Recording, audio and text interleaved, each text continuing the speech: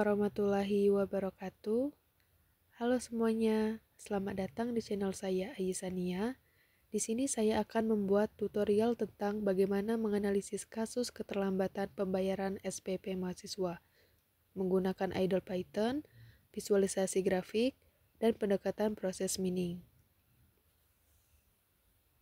Di sini kita akan mempelajari cara memproses data log mahasiswa, menghitung frekuensi kasus, dan menggambarkan transisi antar kejadian secara visual. Oke, langsung saja kita mulai. Pertama-tama, di sini saya akan menampilkan data CSP yang sudah saya buat tentang keterlambatan mahasiswa membayar SPP. Di sini saya memiliki atribut ID, kasus, dan tanggal. Oke, langsung saja ke codingannya. Di sini saya sudah membuat codingan untuk memanggil dataset yang sudah saya buat tadi. Langkah pertama yang kita lakukan adalah mengimpor library yang dibutuhkan seperti CSP, Defaultdisk, Pandas, Matplotlib, Networks, dan OS. Di bagian ini kita tentukan lokasi CSP dan kode berikutnya akan memeriksa apakah file tersedia. Jika tidak, program akan berhenti. Lalu, pada bagian ini, kita akan membaca dataset yang menyusun log berdasarkan ID pada dataset CSP kita nanti. Di bagian ini, kita menghitung berapa kali setiap jenis kasus muncul di seluruh mahasiswa. Dan pada bagian ini, merupakan kode visualisasi untuk kasus mahasiswa yang terlambat membayar SPP. Bagian ini mirip seperti coding di atas untuk mengetahui frekuensi kasus mahasiswa dan menampilkan grafik batang horizontal. Jika codingannya sudah kita masukkan semua, kita akan menjalankan PLT_show yang dimana itu berfungsi untuk membuat graf transisi antar kasus, panah menunjukkan antar kasus, angka pada garis menunjukkan frekuensi transisi. Oke, baiklah, setelah saya menjelaskan semua bagian-bagian coding, langsung saja kita run untuk melihat hasilnya.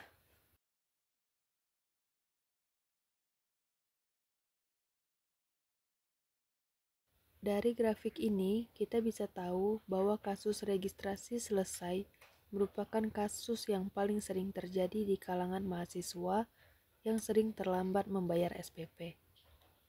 Dan dari urutan grafik ini, kita bisa tahu mana kasus yang sering terjadi dan mana kasus yang jarang terjadi.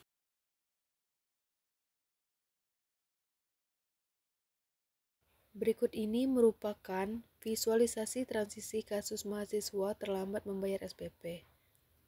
Untuk menggambarkan pola transisi antar kasus keterlambatan membayar SPP, kita buat graf arah menggunakan networks. Setiap simpul atau node adalah pelanggaran.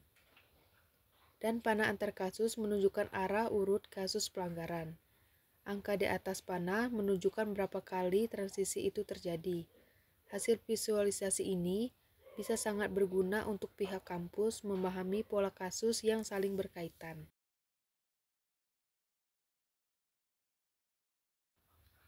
Ini adalah keluaran dari codingan yang diambil dari dataset CSP di awal, di mana kita mempunyai 7 frekuensi kasus mahasiswa terlambat bayar SPP, yang masing-masing memiliki beberapa kali kasus tersebut muncul. Contoh, kendala transfer bank muncul 2 kali, sakit dan dirawat 1 kali, dan seterusnya. Dan ini merupakan transisi antar kasus mahasiswa terlambat bayar SPP. Baik, terima kasih telah menyaksikan video ini. Semoga pembahasan tentang analisis keterlambatan mahasiswa membayar SPP dengan visual data ini bisa bermanfaat untuk kamu. Jangan lupa like, komen, dan subscribe agar kamu gak ketinggalan materi selanjutnya. Sampai jumpa di video berikutnya. Pondok